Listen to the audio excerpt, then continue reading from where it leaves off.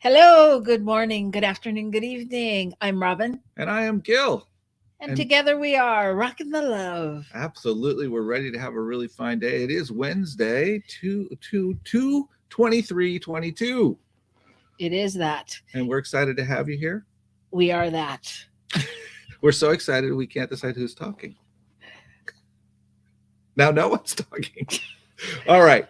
So just a greeting. We're welcome to those of you who are listening live. We'd love for you to chime in as we go through the show. Send us any comments, any questions, anything like that.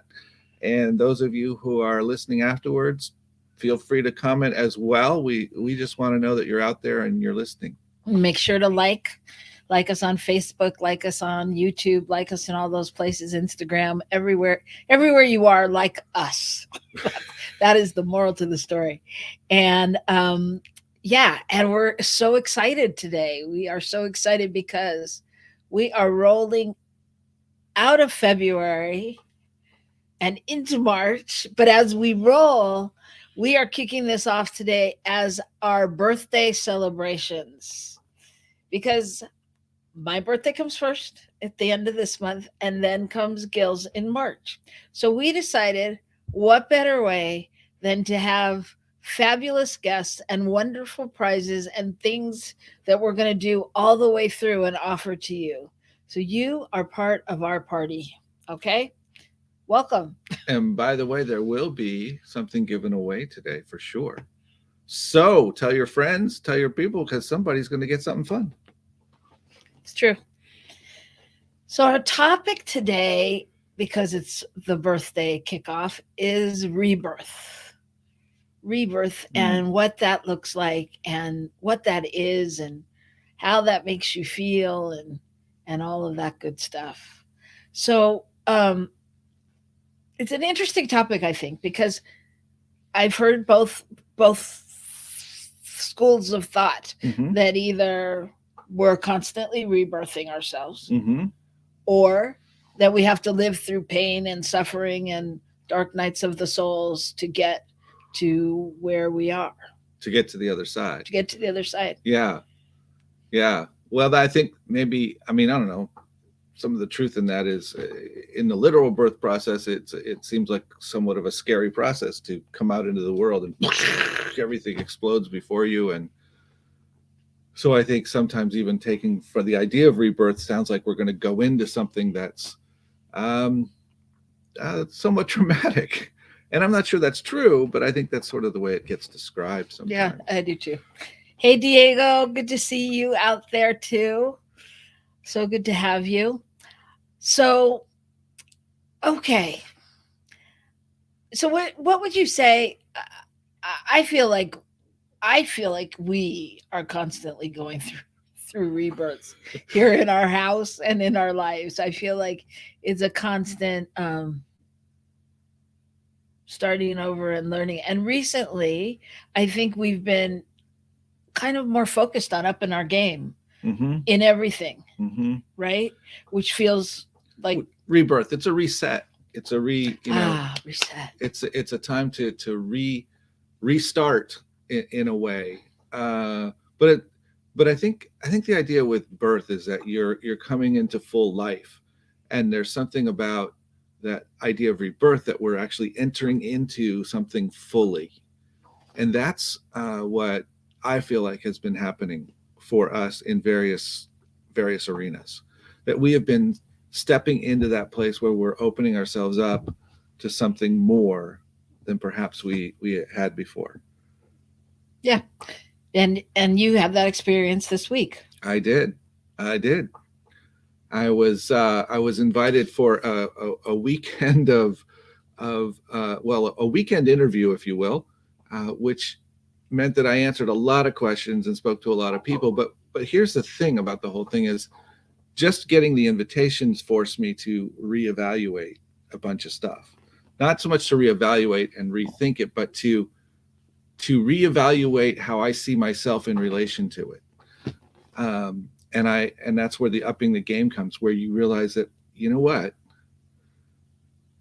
I need to open up to this and step into it and be it and allow it in my life. And so that's what happened for me, was that I set a real intention to be fully present and to be fully grounded in myself. I even went to our friend, shout out to um, Regina. Regina. Thank you. Sorry, Regina.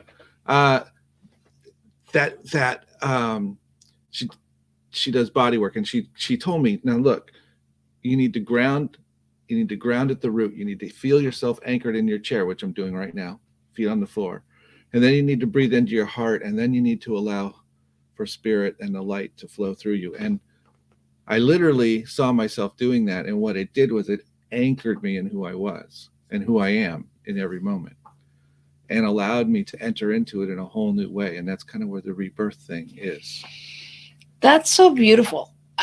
I mean, what if we did that all the time? I Well, mean, yeah. yeah, I mean, actually, that little exercise I'm working on adding to my repertoire, if you will, because it really helps me. So now you have two things. Yeah, I have two things I can do. One, Show continue up. breathing.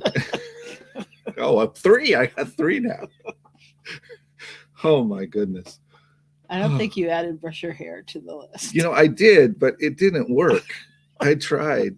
Where's my hair and makeup? Anyway. Yeah. Okay. So yeah. Well, that's so interesting. So say more about that experience, because I'll say more.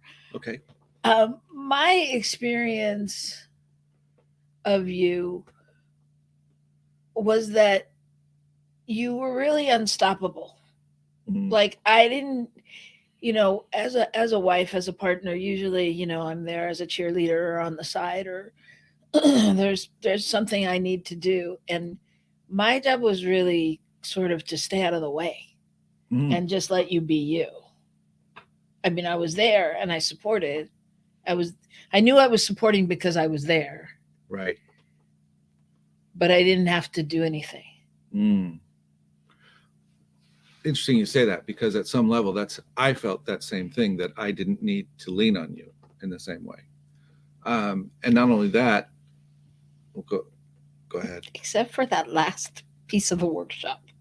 Oh, that was, hey, It would have inspired. been so much better if I could have just done that one thing. Oh, Okay, well, yeah, that's true. That's true. That she inspired things came to her mind right at the end, and I wasn't paying attention, but that's okay. But there wasn't a sense that there was a sense that I had all I needed where I am.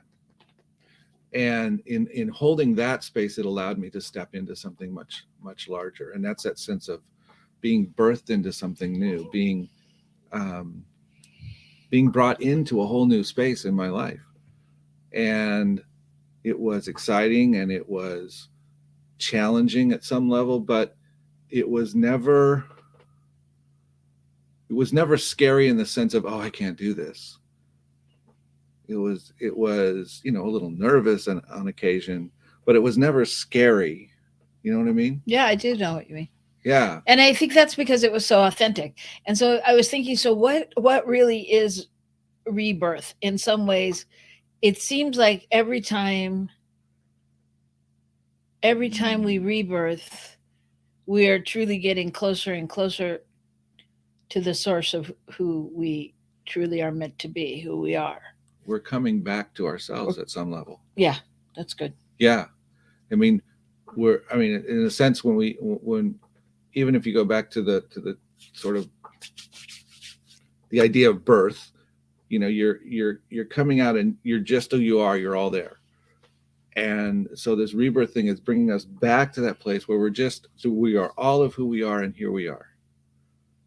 And that I think is the power of rebirth. It also gives us a new way of looking at things, because we have adopted certain ideas and thoughts and things that aren't necessarily true, which we might talk about next month, perhaps the BS that we have adopted, and now we don't need to hold on to those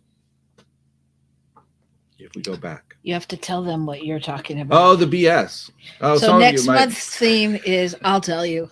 Next month's theme is boundaries, borders, and BS. So we'll tell you more about that later. But boundaries, borders, and BS. Okay, I'll tell you now. BS isn't what you're thinking. It's belief system, which sometimes can be BS.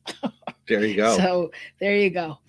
Um, so yeah, yeah. So yeah, it was the thing. The thing about it was, I felt like when it happened for you, that it didn't only happen for you because you had the whole family with you. It's true. So you had our sister, your godkids, and everybody graduated. Everybody felt that energetic. Ugh, Yeah. you know. I mean, it was really fascinating. I think. Well, I think it's interesting when one of us, and by the us I mean in any situation, when one of us shows up fully as who we are, it opens the space and allows others to do the same. It allows others to relate to that authenticity and that depth, and to drop some of their own fears about stepping into it in their own lives, I think. And I think that's part of what happened. I set the intention ahead of time, but part of it was in showing up in the container that I was in, there was also a sense of safety to do that, to be that, because of who and how the container had been set where I was. Does that make sense? It does. It makes so much sense. And I'm having my own revelation. Okay. I'd like to hear about it. I don't think I've heard about it yet. No, I'm just thinking, I'm a person who all of my life, a lot of the times I hold myself back because I want to take everybody with me. I don't want to go without my friends. Like if I'm going to move up, I want everybody to move up. I want everybody to come along. And if I was really just stepping into my own, whatever you just said, Mm-hmm. Into your own rebirth, bigness, largeness, like, rebirth. Yeah. I can't help but take people with me. Right. You have to take people with you at some level. And that's this whole thing. I mean, that's why we're talking about this on our show about relationships, because what's going on within us is going to affect every relationship that we have. It's going to affect how we deal with ourselves, how we deal with our money, our integrity, our other people, our partners, whatever, all of it. Yeah. Well, that is great. So, okay. So that's our skinny on the rebirth. It's just amazing. And yeah, it was a fabulous weekend, and we want to give a shout out to Center for Spiritual Awareness in Sacramento. Thank you so much. They were great. Those beautiful roses you see behind me was from their amazing group of practitioners, and it was just lovely. It was, it's just those feelings when you're home, those places you stop along your journey where you're like, I'm home, my people, my tribe. So it was great to meet everyone and see everyone and be with everyone. And when we come back, you are going to get to be with an amazing man. Mm-hmm. And we're going to continue this talk of rebirth and his experience, his near-death experience, and just take it to a different level and learn more from the amazing Peter Bedard. So we'll see you back here in a minute on New Thought Radio Network.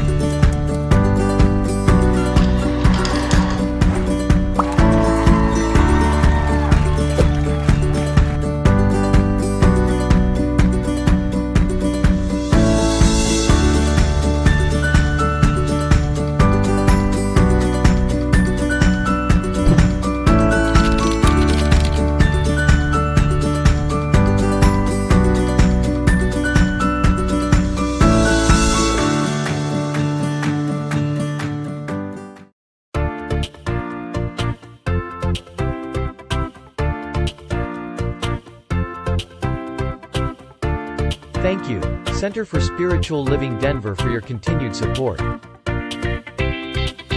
Thank you, Center for Spiritual Living Midtown Atlanta, for your monthly contribution.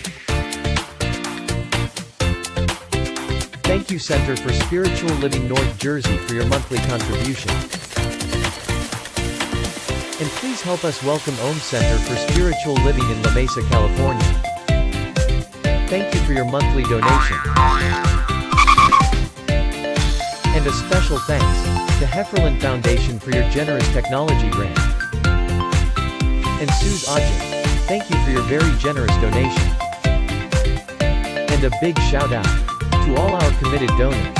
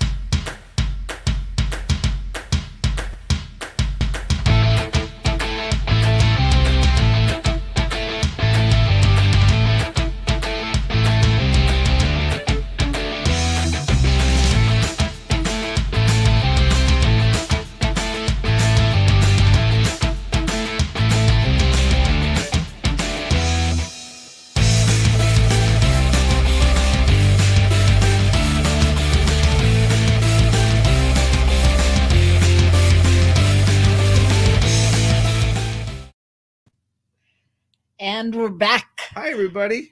I'm Robin. And I'm Gil. And this is Rockin The Love. And we just want to say hi to Bonnie, your grief doula out there, doula for grief. And thank you for your comments. Should you hold yourself back if you can't take others with you? No, you shouldn't. But we all know how long a lesson that can take to learn. That's a lifetime journey, right? But yeah, definitely. And hi, Linda.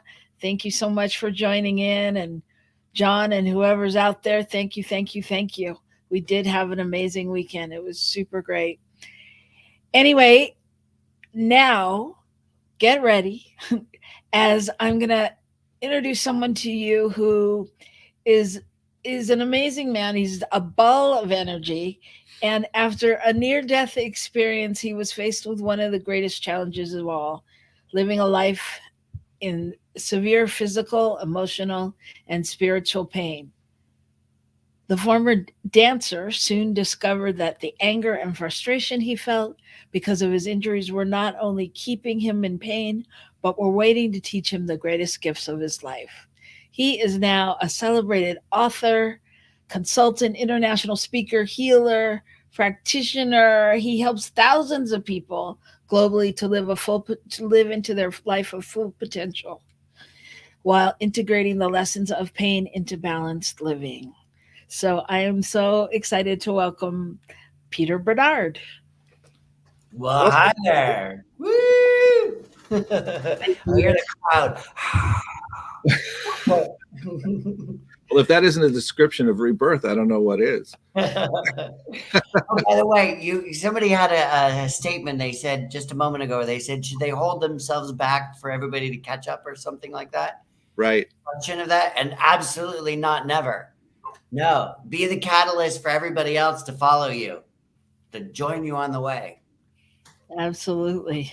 Absolutely. If only it was that easy, right? Can be. Okay. All right.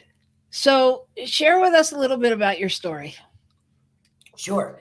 So I will tell you the story. I have many, many stories. I'm a big storyteller, but the one you're asking about is my near-death experience, I believe. So when I was a kid, I was just before my 18th birthday. And by the way, we're celebrating rebirths, and your birthday's coming up. And you guys are Pisces, is that right? Or are you on the edge of Aquarius? Both Pisces?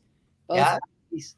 Well, Yep. I'm an Aquarius. I just had my birthday. So woo, boom, it's the month. I like that. So just before I turned 18, I was actually in a show as a performer, dancer. I had the awesome opportunity of being in a vaudeville show when I was a kid. There was an old vaudeville theater in my in my town, and they did Boo Hiss Villains and Red Hot Mamas, all that type of stuff. They did those shows, and I actually got to play a horse's ass. So, Oh, I never got to play one. I just was one. You know, worked out. okay, well, congratulations. Yeah. So, and it was a very exciting experience for me because my grandfather, he wasn't really in the vaudeville circuit, but he played the banjo, and he would play every now and then when they needed somebody to fill in. And that was just kind of a fun thing to be able to do that. For some reason, I always loved that part of my grandfather's story, and to be able to participate and do that was awesome when he was alive. So that was fun. So I was in the show. I was only a kid. I wasn't even allowed to be inside the theater except on the stage because it was a bar. They served alcohol and that type of thing. And it was opening night, and my parents weren't going to let me come home, weren't going to let me go out, come home. They weren't going to let me go on the cast party. So I was very angry because I was a good kid. I was a kid who did what he was told, and I obeyed my parents and that type of stuff. And they weren't going to let me go. And I was almost 18, and I was just so angry. So I was on my bike, and that anger is important. So I was on a motobikane, which is kind of a European style, English style moped, German style moped. So I was driving home. I lived in the suburbs. It was a little, very quiet streets. It's, close to late at night, midnight-ish. And I'm driving home, and someone comes up behind me, and the road has a big curve to it. And I'm in the curve, and in the curve itself is a parked semi-truck. As I approach that curve, a car shows up right behind me and hits my back tire and launches me into the parked semi-truck. And my bike and I slam into the semi-truck, and the car drives away, and I jump out of my body. The nice thing about that experience for me was I didn't have to experience that pain. So I didn't have to feel what it was like to slam into the back of a parked semi-truck. So I jumped out of my body, and I watched the whole thing happen. It was a very interesting experience. That was kind of my consciousness. This is very interesting. Wow. And I saw my bike bounce out in the street, my body follow it.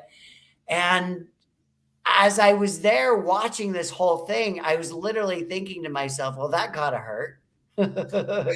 That's gotta hurt. Absolutely.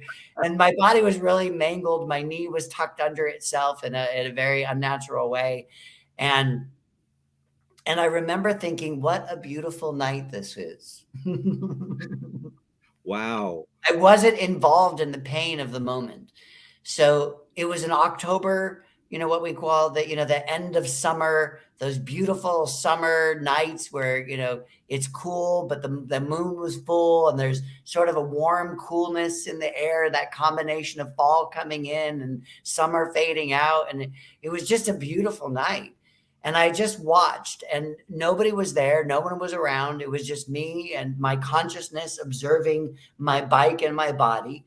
And then suddenly I was being thrust down this spiral.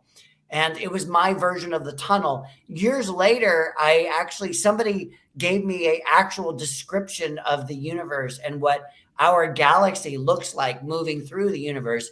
And I had this feeling of I've been there before. They were talking about how when I was a kid, they described the universe in sort of this, they tried to do it three-dimensionally, but it was like the sun and the planets are revolving around the sun. Well, it's not exactly that. The sun is shooting through the universe. The sun is like an asteroid. It's like a meteor shooting through space. And as the sun shoots through space, the planets are going like this around the sun, and they're following it. Right? That's actually what's happening on this planet that we're on.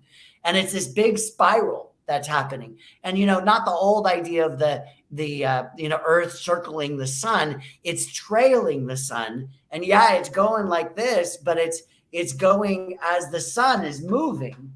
And that was the feeling of being in this particular tunnel that I was in, going to the other side. It was a spiral. It was alive. It was movement. It wasn't like I was just driving through a tunnel in my car. There was so much happening at the same time. So I'm shooting through this tunnel, and I end up on the other side of wherever that is. You can call it heaven, whatever you want to call it. I'm on the other side, and there's this amazing feeling of absolute love, bliss.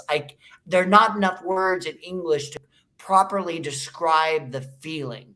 It was absolute joy, eternal love, bliss, happiness, acceptance. I don't know. There's never been a feeling that I could say actually truly comes close to describing this experience of being on the other side. Wow. And so I very jokingly and very seriously say to people that death was the best thing that ever happened to me. Yeah, it sounds like it at some Right? level. Yeah. That it is something to look forward to. And we tend to live so much of our human lives, these physical lives, we tend to live them with the fear of death, right? The fear of the unknown, the fear of what's out there, the fear of what's next, trying to protect ourselves and avoid death at all costs and that type of thing. And, although as my own physical experience, I think that's probably good, smart advice to not want to off yourself too soon or not want to put yourself in too much danger. And yet, what's on the other side is an amazing experience. So to try and live your life with that understanding of that, whatever mistake I make here, it's okay because the other side's incredible. It literally is something to look forward to. Right?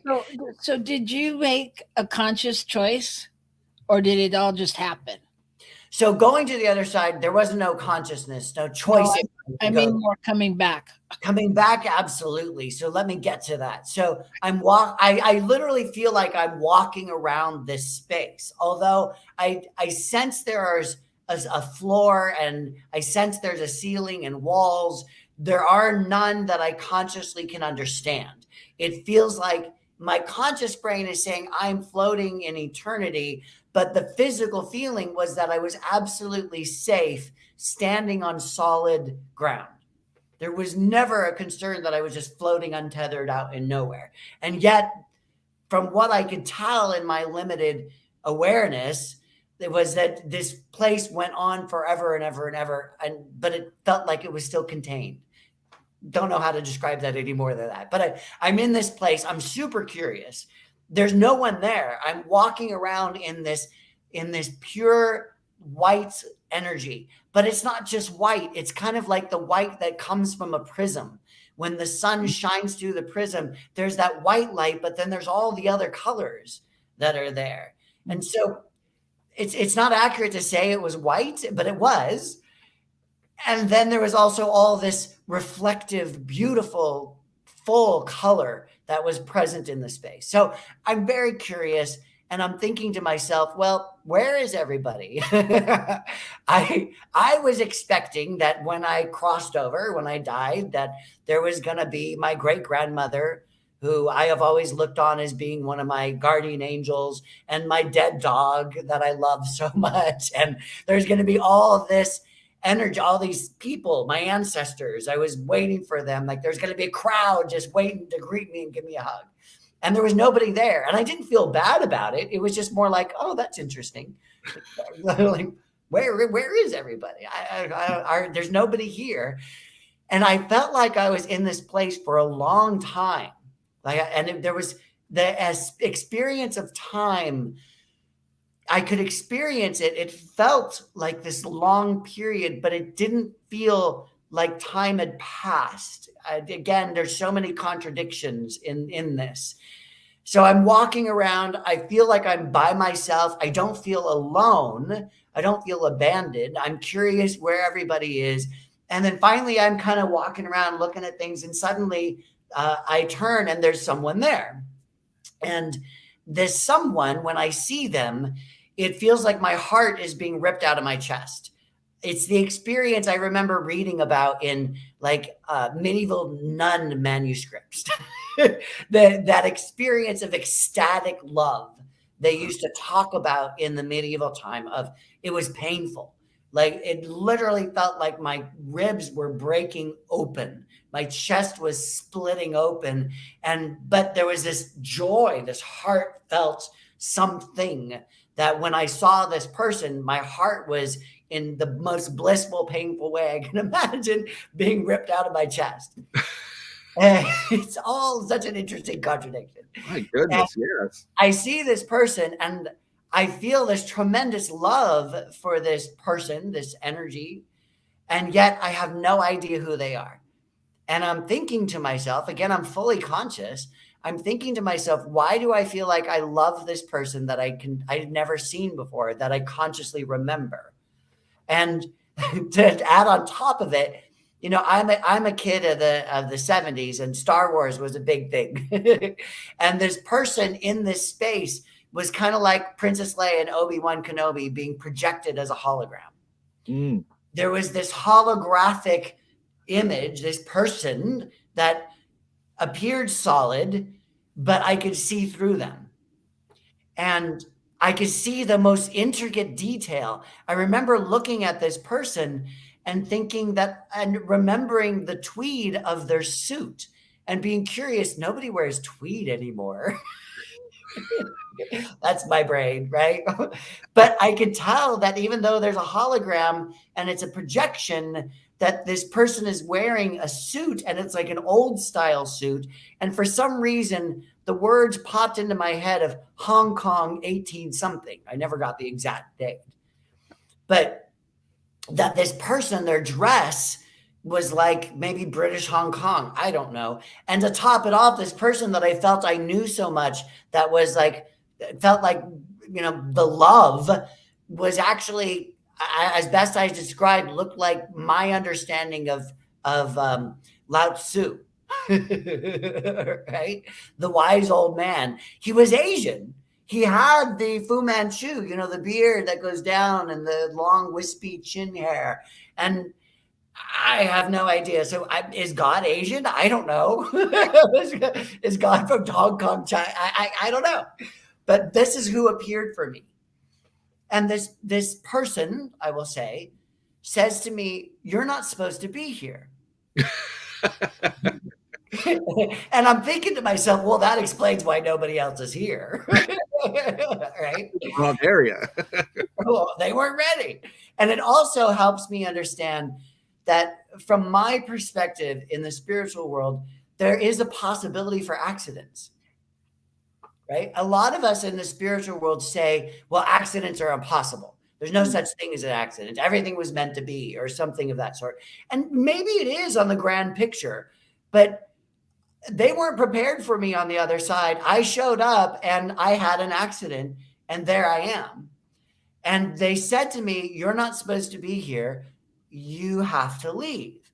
And then in that experience, all of the anger, remember that anger I talked about being very mad that my parents didn't trust me. They didn't trust me to go out. It was this show that I was in. It was an opportunity where I was a kid and getting paid to do what I loved. And I was not trusted to go celebrate that I would do something, or someone, ultimately really my parents were being concerned for my well-being and wanting to protect me. Right? It wasn't about me, but as a kid, it felt like it was about me. And I was pissed. And that anger started to come back. And whether this is God or whoever this was that's showing up to me, I flipped them off. And I know this is a podcast, but I said, F you. Because I was like, what? I'm here. Right. And screw you. I have to leave. This is the most amazing place I've ever been. And you're telling me I have to leave. And that anger came back. And when that anger came back, I jumped out of that space, literally jumped. There's no corkscrew coming back for me. I jumped out of that space and I was hovering over my body. And I knew I was no longer over there, wherever over there was. I knew I was no longer over there, and I was back in this place of Earth, whatever it is, hologram itself, I don't know. I was back in this place, and I was observing my body. And again, I watched as the emergency medical people showed up, the paramedics. I saw them approach. I saw them park. I saw them open the doors of the back of the ambulance. I saw them take out the gurney. There were two people.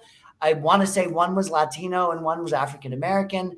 And the African-American guy leaned over me and he was so close to my face. I was observing all this again, right? I'm assuming he was checking for my vital signs, trying to see if he can feel a breath or hear a breath or something. And suddenly I jumped back into my body. I didn't consciously plan to. I was watching the whole experience. And by the way, as I was watching the experience, I was saying to myself, I don't want to go back there. I don't want to go back in that body. And I was thinking, oh, I guess this is how ghosts are made. Right? Because I'm not in heaven or whatever that place was. I'm not in my body. I don't want to jump back in that body. And so I guess I'm just going to float around and do that. And then suddenly I jumped back into my body and I opened my eyes and I scared the bejesus out of this guy. He was like Tigger. He was like a cat that just all jumped up, bing, like, you know, there was just like that, his whole body just went bing right up in the air. I must have scared the out of him. And I told him my insurance card's in my back pocket. And then I jumped right back out of my body. Oh my gosh. I did not want to stay there. I knew that my body was in a lot of pain. I knew in that moment that I couldn't walk. I knew that my vertebrae were cracked. My knee was shattered. I knew these experiences. And I was a theater kid. I was a dancer. I was discovered as a dancer. You know, I had, you know, there's the body type for a football player or a basketball player, right? I had the body type of a dancer. I had turned out hips. I had turned out knees. I had turned out, you know, my feet. I walked like this. You know, I could jump really high. I was very long and lean. And I had that. And I knew that I could never go back to that. And for me, being discovered as a dancer and dancing was the only place as a kid that I felt safe. It was the only place that I felt like I had found home as a teenager. And I knew I had lost that. And I didn't want to go back. So I jumped out of my body again. I watched them put my body on a gurney, put the gurney in the back of the ambulance, close the doors, get in and drive away. I watched that whole thing. And I'm like, very stubborn me, because I'm very stubborn, was like basically crossing my arms and saying, nope, not going there. Then I have no idea what happened. But the next thing I remember is I open my eyes and I'm looking at the white of the ceiling and I'm saying to myself, that's not it. And I'm in the hospital and there's a drop, you know, those ugly drop ceilings that we have that I'm staring at.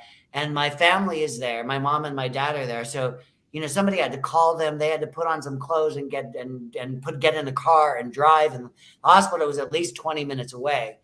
What happened in all that length of time, I have no idea. Wow. I have no idea how long I was out. There was no police record. There was no ambulance report. So I don't know who hit me. I don't know what happened. I don't know how long I was lying in the street. It had to be for a while because at that time, an ambulance to come out was a 15-minute average time. And I don't know who called, right? So somebody had to come out of their house, go onto this busy street, find my body. Cell phones weren't around back then. So they had to then go back in the house, make a phone call, get the ambulance there. And so I'm guessing it had to be at least a half hour that I was quote unquote dead. And when I jumped in my body and my body was showing vitals, I have no idea how long. I'm guessing it could be anywhere between a half hour and an hour by the time I reopened my eyes. And what was going on in that time period, I don't know. But I was very disappointed to be back. I was very angry to be back in physical form. I was not happy about it at all. Some people talk about their experiences where they wanted to come back.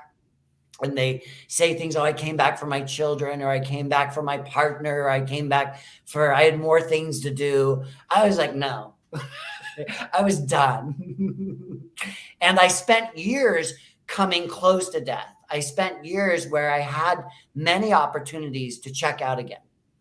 And I knew that I had gotten sick. And, you know, there's about 4 times where I came close to dying afterwards, where I had to be I was on like emergency IVs and hospitalized and stuff like that. And I knew that I could check out and I didn't. And I don't know why. I'm assuming my soul had more to do, but my conscious brain was done. So how did that one, I wanted to know, how did that anger manifest, particularly early on, like with your parents, and then where did this where did you find that you could harness this and turn it around to where you've come to now? Yeah. So this experience really was the catalyst. It was the launching for who I am now.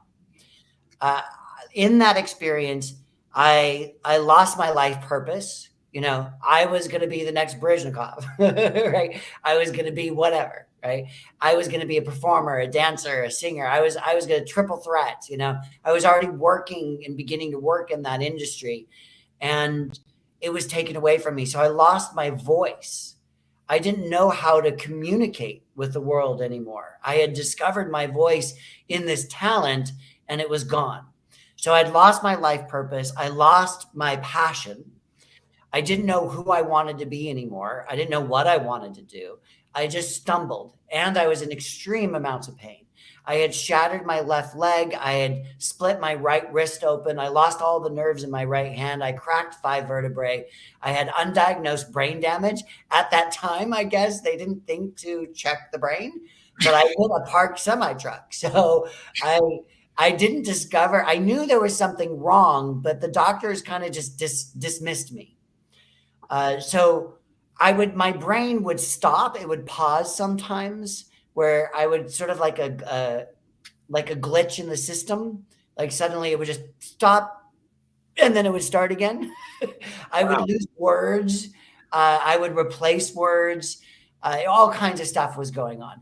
And I actually didn't even find out that I had brain damage until I did neurofeedback about 20 years later. And in doing the neurofeedback, the person came up to me and said, are you aware of what's going on in your brain? And I'm like, no, tell me. And they're like, you suffered a really severe trauma and your brain has worked through it. It's worked around it and through it. And there's this particular pattern that you can follow energetically when you put the electrodes on the brain and read the brain, the scan, that they can see these types of things. And I'm like, well, that makes sense. Right? Wow. So this was a launch, and I had to heal myself. The doctors were amazing at putting my bones back together. Right? They just let my back set. They put a cast on my arm. They put a cast on my leg. Eventually, we did a major surgery where they flew in 14 surgeons through the NFL. Because my injury on my knee was from the rear of the knee, not the front of the knee. And most common knee injuries are from the front, but in the NFL, most common knee injuries are from the back. So the bones leading into my knee joint shattered into little bits. My kneecap was actually in place. So they had to take all these little bone fragments and glue them back together. And it was a cutting edge surgery. They ended up doing some pins to put the bones back together, but there was a lot of glue, and they rebuilt my knee, which was tremendous. At the same time, the doctors told me I'd never be able to walk again, and that if I could, it would be very difficult. I need some assistance, and I'd have to have my knee replaced, if not earlier, but definitely by the time I was 40. And I did one of my famous FUs again to the doctor and said, you have no right to tell me my future. Your diagnosis is welcome. Your prognosis is not. But that suggestion from an authority figure in a moment of my subconscious being wide open, right? Those types of things in trauma moments sink in. And when I turned 40, my knee literally popped and swelled to the size of a basketball. And the first voice I heard in that was that, well, they told you would never be able to walk again. Right? That doctor's voice was the first voice I heard when my knee went pop. And that's one of the things that had led me into hypnosis work, because that suggestion by an authority figure bypassed my conscious brain. Even though I did my FU, you don't have the right to predict my future. And I did walk, and I actually went back to dance. It wasn't possible, but I tried. I could do little things here and there. but I was my walking miracle. And that suggestion really brought, I was already in the world of doing the hypnotic work, but it really brought it home how powerful when people tell us things, when we are in trauma experiences and our conscious mind can't deflect those experiences, how we absorb them and our subconscious makes it happen. It became a belief in my subconscious that I would never be able to walk again. And so I had to go and sit down with my body. And I had been doing a lot of work at that time to talk to the body, to work with the body, to work with healing, and to work with the brain in dictating the body's experiences. And I developed a whole process out of my own healing to heal. And I always use the example of every wound has a physical side to it. Every wound has a mental side to it, and every wound has a spiritual side to it. And so the healing must be done on those levels. And in my own ignorance of healing myself and not having a mentor or somebody to show me how to do anything, I was just stumbling from one thing to the other. And the doctors were great about putting the bones back together, but they didn't have a clue what to do about everything else. And they didn't know what to do about the arthritis, and they didn't know what to do about the chronic pain and how my knee would collapse on itself. And they didn't know what to do about the back issues and the nerve issues. And they didn't know what to do about my hand. They had no idea how to deal with all the other stuff. And they certainly didn't know what to do with my broken heart. And they didn't know what to do with my head that's in a panic of what is my career? What am I going to do? How am I going to take care of myself? And so this has become an integral part of my own healing process that I have done with myself, that I've turned into a book, that I've created as a process, that I teach other people, and that I've come to call convergence healing. Wow. Woo. I told you I could talk. Good job, Peter. You talked a lot. No, I'm amazed at the whole story, and also, just to sit and witness you as you are now, and to hear all that, it's quite uplifting, I guess is one word I can say. I think it's about more than that, but well, it just opens up the topic so much more. It's such an I mean, there's so many components to it, but it's such an illustration of all of the components of rebirth as well. I mean, that go together.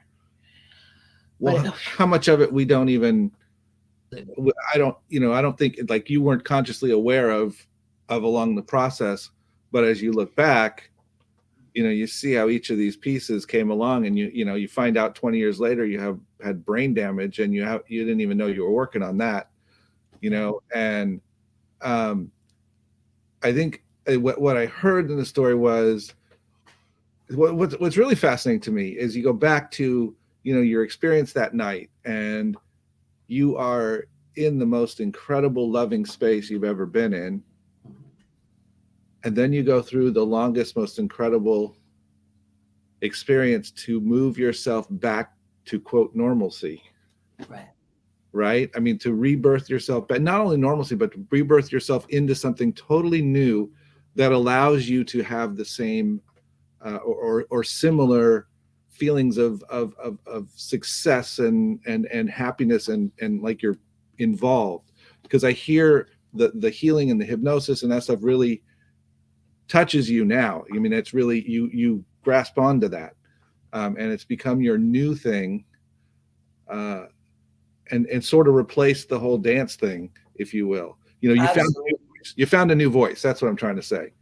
Yeah, I had to. I had a desperation out of. Right. I lived from paycheck to paycheck for years, and the doctors kept giving me more. They kept offering more surgeries and more pharmaceuticals, and I didn't want to take them. So I was just struggling. I was just in pain constantly, and that pain taught me my greatest lessons. Like learning how to be present with the pain, not check out the pain, not medicate the pain, right? I could have been an easy candidate for drug addiction, right? But Yeah. I was in so much pain constantly 24/7. And not only to have that physical pain that I was in just from the injuries I had, but then I had fibromyalgia and arthritis and asthma and bronchitis and sciatica. And it was like, I call it my cascade of pain, where my white blood cells started to split, or started to attack my red blood cells, and my hemoglobin was splitting. And when hemoglobin splits, it's a compound. Part of the compound becomes toxic. So my my organs were actually shutting down. I came close to dying several times after that. And I had to figure out how to love myself and how to heal myself on all of those levels. And in the mid 90s, I think it was, I started to look at what was going on in Western medicine. And they were talking about this drug cocktail type of thing with cancer and with HIV, right? These combination of drugs that seem to be helping. And I thought, well, I don't want the drugs, but I love the idea of a combination. I love the idea of this cocktail, this recipe. And I wonder what I could do in healing myself and what a holistic cocktail would look like, right? What would that look like? And so I started to go, okay, I know I have these wounds. There's a physical side, there's a mental side, and there's a spiritual side. What I was doing is I was mostly addressing the physical side, because that's the part that was screaming out the loudest.